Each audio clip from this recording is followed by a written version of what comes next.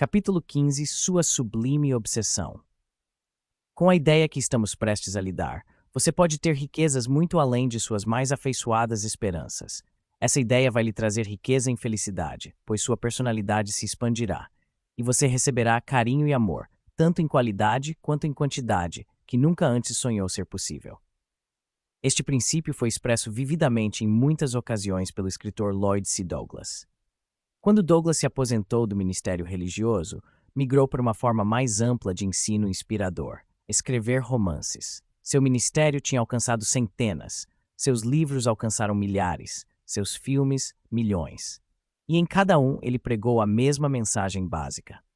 Mas ela nunca foi tão claramente expressa como no romance Sublime Obsessão. O princípio aqui é tão óbvio que quem mais necessita não consegue vê-lo de jeito nenhum. É simplesmente o seguinte: desenvolva uma obsessão, uma sublime obsessão, de ajudar os outros. Doe-se sem esperar recompensa, pagamento ou louvor. E, acima de tudo, mantenha sua boa ação em segredo. E se fizer isso, colocará em movimento os poderes de uma lei universal. Ao tentar evitar o pagamento por sua boa ação, bênçãos e recompensas serão derramadas sobre você. Não importa quem seja, você pode ter uma sublime obsessão. Cada pessoa neste mundo pode ajudar os outros doando uma parte de si. Você não precisa ser rico ou poderoso para desenvolver uma sublime obsessão. Independentemente de quem você seja ou do que tenha sido, pode criar dentro de si um desejo ardente de ser útil aos outros. Tomemos, por exemplo, o pecador com uma sublime obsessão. Você jamais saberá o nome dele. Isso é segredo. Quando foi convidado a ajudar o Clube de Meninos da América, uma organização cujo único objetivo é a construção do caráter das crianças, com uma pequena doação, ele se recusou. Na verdade, foi mais do que rude com o homem que o procurou para tratar disso naquela ocasião. Fora, disse. Estou farto de gente me pedindo dinheiro. Quando o representante estava andando em direção à porta para sair, parou, se virou e olhou amavelmente para o homem sentado atrás de sua mesa. Você pode não desejar compartilhar com os necessitados, mas eu sim. Vou compartilhar com você uma parte do que tenho, uma oração. Que Deus lhe abençoe. Então, deu a volta rapidamente e saiu. Veja, com um lampejo de inspiração, o representante do clube de meninos tinha lembrado: não tenho prata nem ouro, mas o que tenho, isto te dou. E alguns dias depois, uma coisa interessante aconteceu. O homem que disse fora bateu na porta do escritório do representante do clube e perguntou: posso entrar? Ele trazia consigo uma parte do que tinha para compartilhar, um cheque de $500.000. Ao colocar o cheque na mesa, ele disse: estou dando isso com uma condição, que você nunca deixe ninguém saber que eu fiz isso. Por que não? Foi a pergunta. Não quero ser a representação de uma boa pessoa para meninos e meninas. Não sou santo. Fui um pecador. E é por isso que você nunca vai saber o nome dele. Só ele, o representante do clube de meninos e o maior doador de todos, sabem o nome do pecador, cujo dinheiro foi doado com o propósito de ajudar a evitar que meninos e meninas fizessem as coisas erradas que ele tinha feito.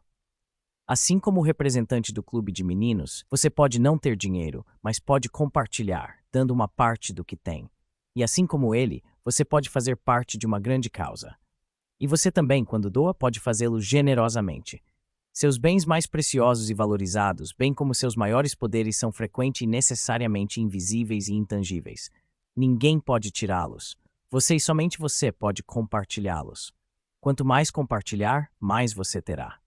Se você duvida, pode provar para si mesmo, oferecendo um sorriso a todos que encontrar, uma palavra gentil, uma resposta agradável, apreço com o calor do coração, ânimo, encorajamento, esperança, honra, crédito e aplauso, bons pensamentos, provas de amor para seus companheiros, felicidade, uma prece pelos ateus e pelos religiosos e tempo para uma causa nobre com entusiasmo. Se você experimentar doando qualquer uma das opções acima, também vai comprovar para si mesmo o que descobrimos ser um dos princípios mais difíceis de ensinar àqueles que mais precisam: como causar ações desejáveis dentro de si mesmo. Até aprender, você falhará em perceber que o que resta com você, quando você compartilha com os outros, irá se multiplicar e crescer, e o que nega aos outros irá diminuir e se reduzir. Portanto, compartilhe o que é bom e desejável e retenha o que é ruim e indesejável. Faça parte de uma grande causa. Conhecemos uma mãe que perdeu sua única filha. uma adolescente linda, feliz, que trouxe riso e inspiração a todos aqueles que tiveram a sorte de conhecê-la. Na tentativa de neutralizar a dor da perda, essa mãe desenvolveu a mais sublime obsessão e se tornou parte de uma grande causa. Hoje, ela está entre os muitos milhares de mulheres americanas que fazem deste mundo um lugar melhor para se viver. Devido ao trabalho maravilhoso que ela estava fazendo e à beleza de sua sublime obsessão, nós escrevemos e perguntamos se faria a gentileza de compartilhar conosco a inspiração que a ajudou a desenvolver sua sublime obsessão. A resposta foi: a agonia excruciante de perder nossa amada filha nunca está distante em minha mente. Concebida com amor e alimentada com amor, ela era depositária de todo o nosso futuro e todas as nossas esperanças em todos os sentidos da palavra. O Todo-Poderoso levou nossa filha única com a idade de 14 anos e meio. É impossível descrever nossa perda. A brilhante promessa do futuro tornou-se embaçada, pois a luz da nossa vida extinguiu-se. Tudo que vivíamos plenamente tornou-se vazio. Tudo que era doce ficou amargo. Meu marido e eu reagimos como todo mundo. Nossa existência ficou envolta pela pergunta eternamente sem resposta: por quê? Meu marido se aposentou, vendemos nossa casa e, buscando uma fuga, fizemos uma longa viagem. Só voltamos quando ficamos face a face com a dura realidade de que não podíamos fugir de nossa tristeza e de nossas memórias. Lentamente, muito lentamente, reconhecemos que nossa perda não era exclusiva. Havíamos buscado consolo sem encontrar nenhum, porque nossos motivos eram egocêntricos. Levou meses para minha mente começar a aceitar o fato de que todas as alegrias dos filhos, da boa saúde e da segurança, são bênçãos que o Todo-Poderoso empresta a cada um de nós.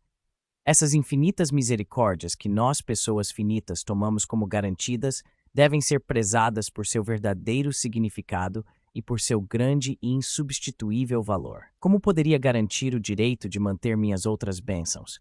Como poderia mostrar o meu apreço e agradecimento aos céus por conceder o amor do meu marido, por viver nesta nossa grande nação, por meus amigos e meus 5 sentidos perfeitos, por todas as coisas boas que me cercavam? Meus esforços para me encontrar começaram a se mover na direção certa. Embora desprovida de meu bem mais querido, o Todo-Poderoso tinha me dado em reparação, empatia com as pessoas e compreensão mais clara dos problemas que afligem a cada um de nós. Meu entendimento em relação à adaptação à minha perda cresceu em ritmo acelerado, na proporção em que meu serviço em ajudar os outros aumentou. Procurei encontrar o nicho de trabalho social que, finalmente, me daria a oportunidade de deixar minha pequena herança para a humanidade no lugar de minha amada filha, e encontrei a resposta na City of Hope. Agora, tão certo quanto o passar do tempo, minha paz mental, chame-a de sublime obsessão se preferir, ganha em estatura. Meu desejo sincero é que todos os que sofrem a perda de um ente querido possam encontrar conforto e serenidade no serviço aos outros. Hoje, a City of Hope, um centro médico e de pesquisa nacional, fornece atendimento inteiramente grátis ao paciente. Seus serviços são distribuídos no mais alto nível humanitário e na crença de que o homem é o guardião de seu irmão. Essa mãe maravilhosa encontrou paz mental em uma obsessão verdadeiramente sublime. A nação inteira, na verdade, o mundo inteiro, pode ser afetada pela sublime obsessão de um único homem que queira dividir uma parte do que tem. Orison Swett Marden compartilhou uma parte do que tinha e desenvolveu uma sublime obsessão que mudou a atitude das pessoas de negativa para positiva. As sementes de pensamento em um livro transformam-se em uma sublime obsessão. Aos 7 anos de idade, Orison Swett Marden ficou órfão. Ele estava fadado a ir à luta por moradia e alimentação. Muito novo, leu Self-Help, do autor escocês Samuel Smiles, que como Marden ficou órfão muito jovem e descobriu os segredos do verdadeiro sucesso. As sementes do pensamento em Self-Help criaram em Marden um desejo ardente que se transformou em sua sublime obsessão, fazendo de seu mundo um lugar melhor para se viver. Durante o boom que precedeu o pânico de 1893, ele possuiu e operou 4 hotéis. Visto que a operação estava confiada a outros, dedicava muito do seu tempo a escrever um livro. Na verdade, ele estava realizando o desejo de escrever um livro que pudesse motivar a juventude americana como Self-Help o motivara. Estava trabalhando diligentemente em seu manuscrito inspirador quando uma irônica reviravolta do destino o atingiu e testou sua fibra. Marden intitulou sua obra de Pushing to the Front. e adotou como lema que cada ocasião seja uma grande ocasião, pois você não tem como saber quando o destino pode estar tirando suas medidas para um lugar maior. E naquele exato instante, o destino estava tirando as medidas dele para um lugar maior. O infortúnio que o atingiu teria arruinado muitos homens. O que aconteceu? Sobreveio o pânico de 1893. 2 de seus hotéis foram totalmente queimados. Seu manuscrito, quase concluído, foi destruído.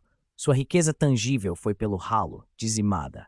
Mas Marden teve uma atitude mental positiva. Olhou em volta para ver o que tinha acontecido à nação e a ele mesmo. Sua primeira conclusão foi de que o pânico fora provocado pelo medo. Medo do valor do dólar americano, medo causado pelo fracasso de algumas grandes corporações, medo do valor das ações e medo de agitação nas indústrias. Esses medos provocaram a quebra do mercado de ações. 567 bancos e empresas de empréstimo e fiduciárias, bem como 156 empresas ferroviárias, faliram. As greves se proliferaram. O desemprego afetou milhões de pessoas. Devido à seca e ao calor, os agricultores sofreram perdas nas colheitas. Marden olhou as coisas materiais e as vidas humanas em frangalhos ao seu redor. Viu a grande necessidade de alguém ou de algo que inspirasse a nação e seu povo. Surgiram-lhe ofertas para gerenciar outros hotéis. Recusou. Um desejo tinha tomado conta dele, uma sublime obsessão, e ele a combinou com Amp. Começou a trabalhar em um novo livro, seu novo lema, um automotivador. Toda ocasião é uma grande ocasião. Se houve um tempo em que a América precisou da ajuda de uma atitude mental positiva, é agora, disse aos amigos. Ele trabalhou em um estábulo, vivendo com $1,50 por semana.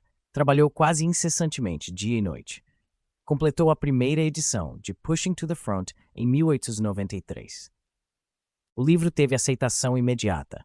Foi usado extensivamente em escolas públicas como livro didático e como leitura suplementar. Estabelecimentos de negócio fizeram-no circular entre seus empregados. Educadores ilustres, estadistas, membros do clero, comerciantes e gerentes de vendas elogiaram-no como o mais poderoso motivador para uma atitude mental positiva. E com o tempo, foi publicado em 25 línguas diferentes. Milhões de cópias foram vendidas. Marden, como os autores de atitude mental positiva, acreditava que o caráter é a pedra angular na construção e manutenção de sucesso. Ele acreditava que as maiores e melhores realizações são a feminilidade e a masculinidade nobre, e que a conquista de integridade verdadeira e de um caráter coerente é em si sucesso. Ensinou os segredos do sucesso financeiro e nos negócios, mas também introduziu um protesto perpétuo contra a caça ao dinheiro e a ganância exagerada. Ensinou que existe algo infinitamente melhor do que ganhar a vida, ter uma vida nobre. Ele mostrou como alguns homens podem ganhar milhões e ainda serem completos fracassados. Aqueles que sacrificam suas famílias, reputação, saúde, tudo, por dólares, são fracassados na vida, independentemente de quanto dinheiro possam acumular. Também ensinou que é possível ter sucesso sem se tornar um presidente ou um milionário. Talvez uma das maiores conquistas da sublime obsessão de Marden tenha sido o despertar de homens e mulheres à conclusão de que poderiam experimentar o sucesso se simplesmente empregassem as virtudes as quais gostariam que seus filhos tivessem. Talvez igualmente gratificante para ele tenha sido o fato de Pushing to the Front ser instrumental na mudança da atitude de toda uma nação de negativa para positiva. E essa influência foi sentida em todo o mundo. Marden demonstrou que um desejo ardente pode gerar o impulso de ação imperativo para grandes realizações. Como você viu, foi preciso coragem e sacrifício para Orison Swett Marden transformar sua sublime obsessão em realidade. Uma sublime obsessão requer coragem. Você pode precisar ficar sozinho para combater e rechaçar o ridículo e a ignorância dos especialistas. Como grandes descobridores, criadores, inventores, filósofos e gênios, você pode ser taxado de louco, maluco ou pirado. Os especialistas podem dizer que o que você está tentando não pode ser feito. Com o tempo, seu desejo ardente e seu esforço constante tornarão sua sublime obsessão uma realidade. Quando disserem não pode ser feito, encontre uma maneira de fazer. Uma sublime obsessão triunfará apesar dos obstáculos que se interponham em seu caminho. Há muitos anos, um estudante da Universidade de Chicago e seus amigos foram ouvir uma palestra de Sir Arthur Conan Doyle sobre espiritualismo. Eles foram para zoar. Pretendiam zombar. Um desses alunos, J. B. Rhine, ficou impressionado com a seriedade do palestrante. Começou a escutar. Certas ideias impressionaram-no. Não conseguiu despachá-las de sua mente. Sir Arthur Conan Doyle referiu-se a homens de grande renome que estavam pesquisando o reino dos fenômenos psíquicos. J. B. Rhine decidiu investigar e se envolver em alguma pesquisa. Referindo-se ao incidente tempos depois, Rhine, diretor do Laboratório de Parapsicologia da Universidade Duke, na Carolina do Norte, disse: "Naquela ocasião, foram ditas coisas que eu, como um estudante universitário, deveria saber. Durante e após a palestra, comecei a reconhecer algumas delas. Minha educação tinha omitido muitas coisas importantes, tais como formas de buscar o desconhecido. Comecei a ver algumas das falhas do sistema educacional da época. Interessou-se pela liberdade de todos para obterem novos conhecimentos.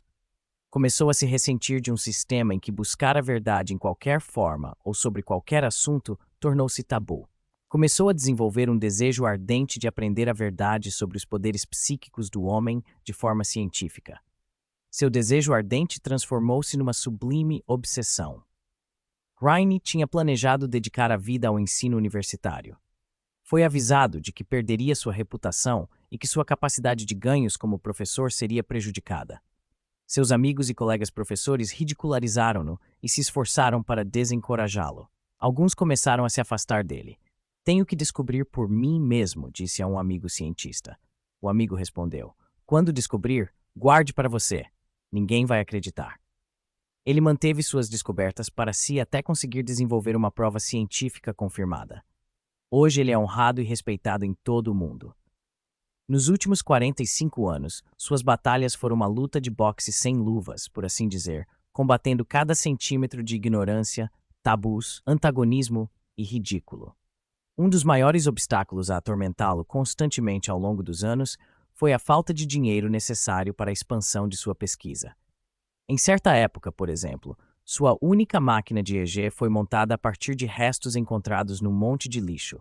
Ela tinha sido descartada por um hospital. Você já pensou que pode desenvolver uma sublime obsessão, tornando-se parte de uma grande causa e compartilhando parte do que você tem? Se pensou, você já deve ter notado que existem hoje muitos professores de faculdade e universidade cuja sublime obsessão é buscar a verdade em vários campos, para que toda a humanidade possa se beneficiar de suas descobertas. Como tais pessoas gastam todo o próprio tempo procurando essas verdades, são quase sempre prejudicadas pela falta de dinheiro para comprar o equipamento necessário, prover seu próprio sustento e o sustento de outros que se dedicam a trabalhar no projeto, etc.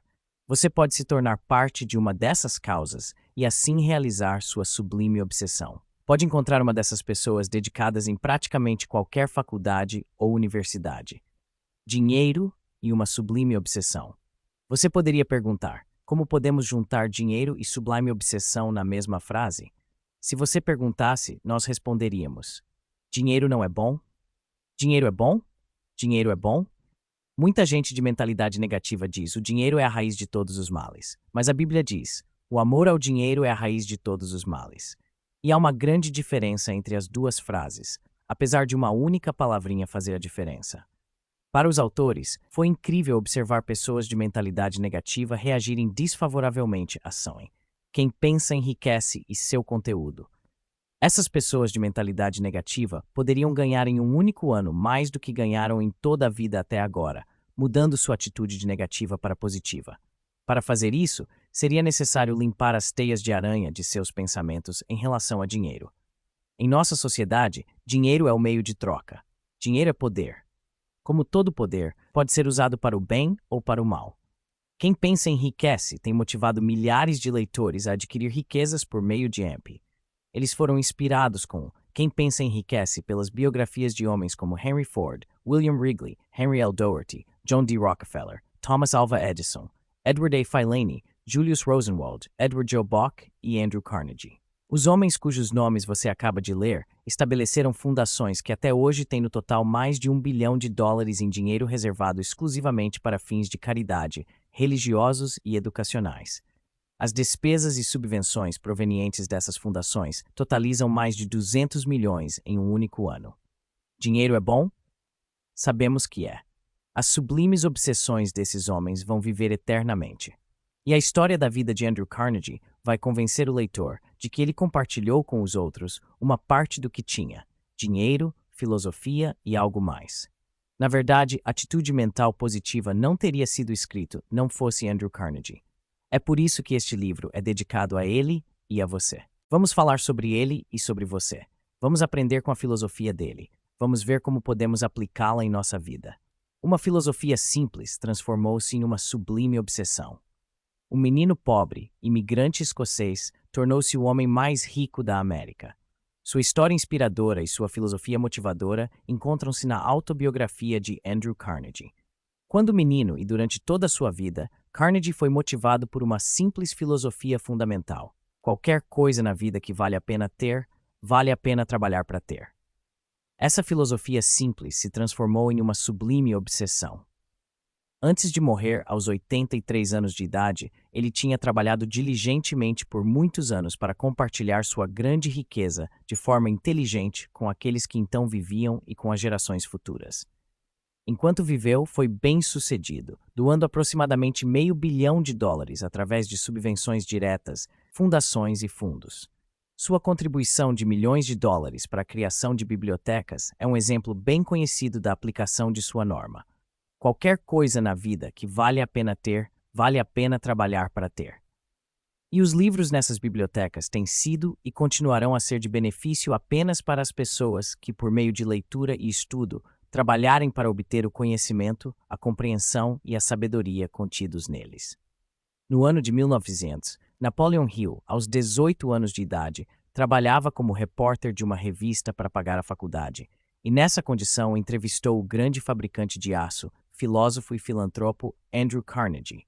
A primeira entrevista durou 3 horas. Então o grande homem convidou o jovem para sua casa. Durante 3 dias, Carnegie doutrinou Napoleon Hill com sua filosofia. E por fim inspirou o jovem repórter a dedicar pelo menos 20 anos de sua vida a estudar, pesquisar e encontrar os princípios simples subjacentes ao sucesso. Andrew Carnegie disse a Napoleon Hill que sua maior riqueza consistia não em dinheiro, mas no que ele chamou de a filosofia da realização americana. Ele incumbiu Hill como seu agente para compartilhá-la com o mundo. E neste livro ele a compartilha com você. Enquanto viveu, Andrew Carnegie ajudou Napoleon Hill dando-lhe cartas de apresentação para grandes homens e mulheres de sua época, aconselhando-o, compartilhando suas ideias com ele. Ajudou-o em todos os sentidos, com uma exceção: dinheiro. Ele disse: qualquer coisa na vida que vale a pena ter, vale a pena trabalhar para ter. Ele sabia que esse automotivador, quando aplicado, atrairia felicidade, saúde física, mental e espiritual, bem como riqueza. Todos podem aprender e aplicar os princípios de Andrew Carnegie. É de costume um homem compartilhar parte de sua riqueza tangível com seus entes queridos no decorrer da vida ou fazer isso em testamento.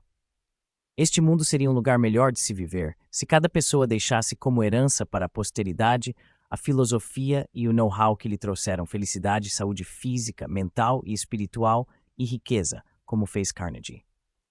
As obras de Napoleon Hill disponibilizaram os princípios pelo quais Carnegie adquiriu sua grande riqueza. Eles são tão aplicáveis por você como foram por ele. Outro homem rico que tinha uma sublime obsessão e dividiu parte do que possuía foi Michael L. Benedum.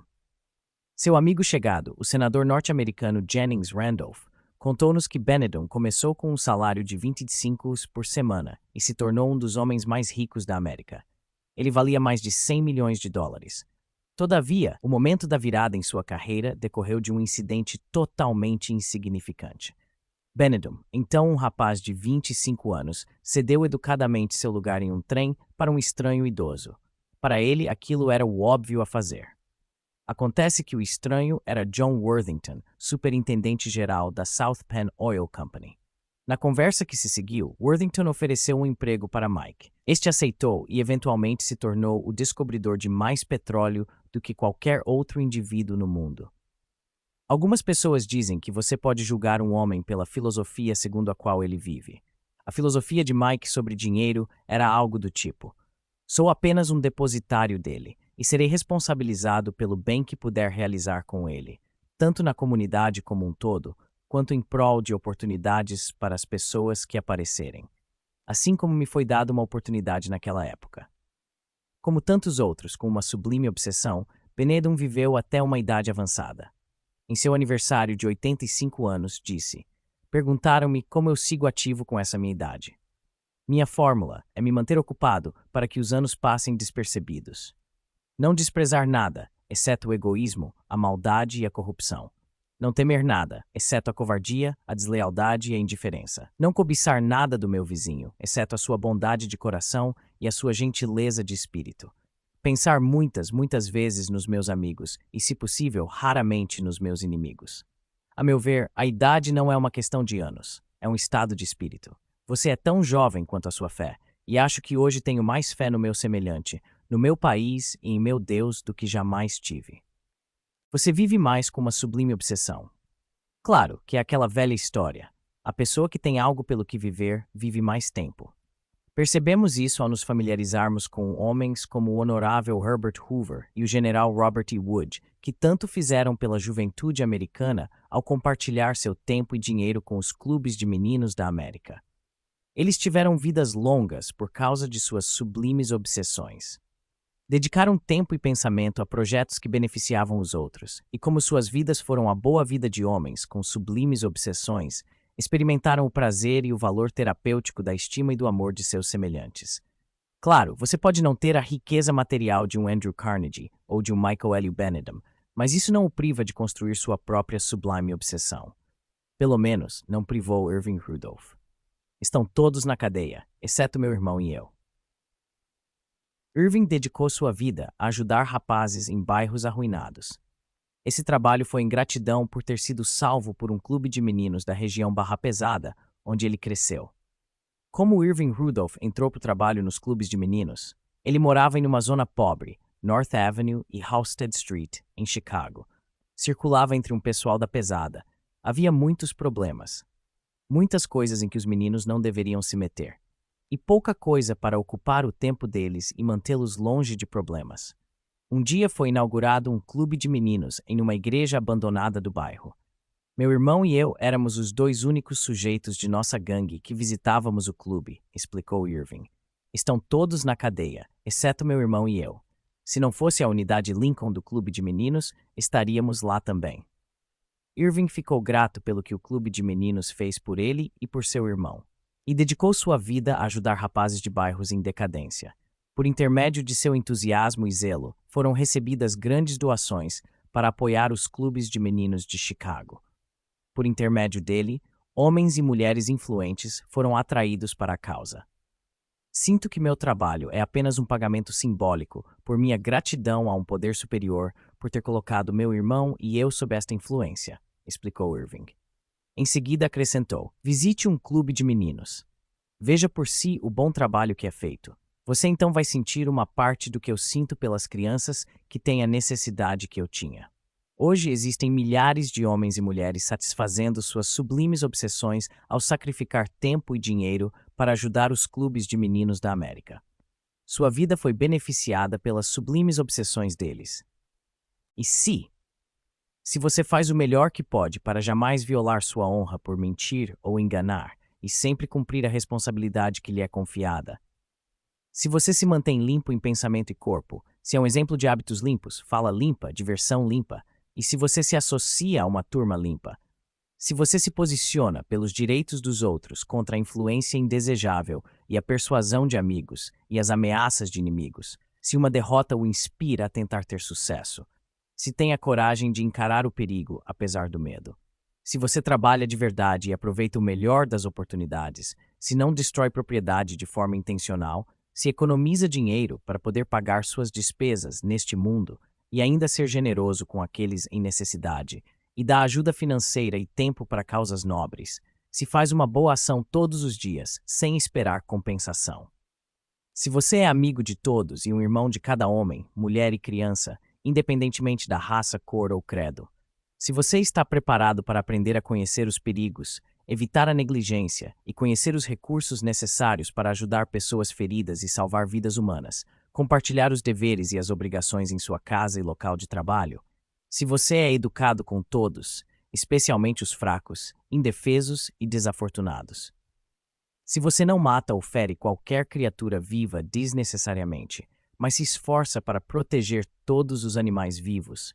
Se você sorri quando pode, faz o seu trabalho imediata e alegremente. E se nunca se esquiva ou resmunga diante das responsabilidades ou dificuldades. Se você é fiel a todos a quem a lealdade é devida, aos membros da sua família, à empresa para a qual trabalha e a seu país. Se você respeita as autoridades devidamente constituídas e obedece o que não viola seu código moral, se você faz o seu melhor para cumprir seu dever com Deus e seu país, para ajudar outras pessoas em todos os momentos, para manter-se fisicamente forte, mentalmente desperto e moralmente reto, então você vive e age em resposta à impressão em sua mente subconsciente do juramento e da lei dos escoteiros da América. Que tipo de pessoa você seria se vivesse por essas normas? A América é grande porque seu povo vive de acordo com uma grande filosofia. Isso pode ser simbolizado na frase "o grande coração americano". Henry J. Kaiser é outro com uma sublime obsessão. Ele fez muito para tornar este mundo um lugar melhor para se viver. Uma citação pendurada na parede da oficina de um ferreiro na Inglaterra inspirou-o e também pode inspirar você. É a seguinte: "O quê? Dar de novo?" Pergunto consternado. "E devo continuar dando e dando?" "Oh, não", disse o anjo ao olhar para mim. "Apenas continue dando até o mestre parar de dar para você." Em sua leitura, você partiu de onde a estrada para a realização começou e chegou até aqui. Você foi acordado por 5 bombas mentais para atacar o sucesso e recebeu a chave para a cidadela da riqueza. Agora prepare-se para ter sucesso. Esse é o propósito dos capítulos a seguir. Piloto número 15. Pensamentos pelos quais se guiar. 1. Para desenvolver uma sublime obsessão, compartilhe com os outros sem esperar recompensa, pagamento ou elogios. Mantenha sua boa ação em segredo. 2. Independentemente de quem seja ou do que tenha sido, você pode criar dentro de si um desejo ardente de ser útil aos outros e desenvolver sua sublime obsessão própria se tiver a AMEP. 3. Quando compartilha com os outros uma parte do que tem, aquilo que sobra se multiplica e cresce. Quanto mais compartilhar, mais terá. Portanto, compartilhe o que é bom e desejável e retenha o que é ruim e indesejável. 4. Você pode desenvolver sua própria sublime obsessão, tornando-se parte de uma boa causa, como fez a mãe que perdeu sua única filha. 5. O caráter é a pedra angular na construção e manutenção do sucesso. Mas como você pode melhorar o seu caráter? Atitude mental positiva vai ajudá-lo a achar as respostas certas. 6. Existe uma coisa infinitamente melhor do que ganhar a vida: ter uma vida nobre. Você acredita nisso? Se acredita, o que fará a respeito? 7. Um desejo ardente pode gerar o impulso imperativo à ação para grandes realizações. Para desenvolver um desejo ardente de atingir uma meta específica, mantenha a meta diante de você diariamente e se empenhe para alcançá-la. 8. É preciso coragem e sacrifício para desenvolver e manter uma sublime obsessão. Você pode precisar posicionar-se sozinho contra o ridículo e a ignorância dos outros, como fez Joseph Banks Rhine. 9. Algumas pessoas dizem que dinheiro é a raiz de todos os males, mas a Bíblia diz: amor ao dinheiro é a raiz de todos os males. O bem ou mal do dinheiro é subordinado a uma pequena diferença.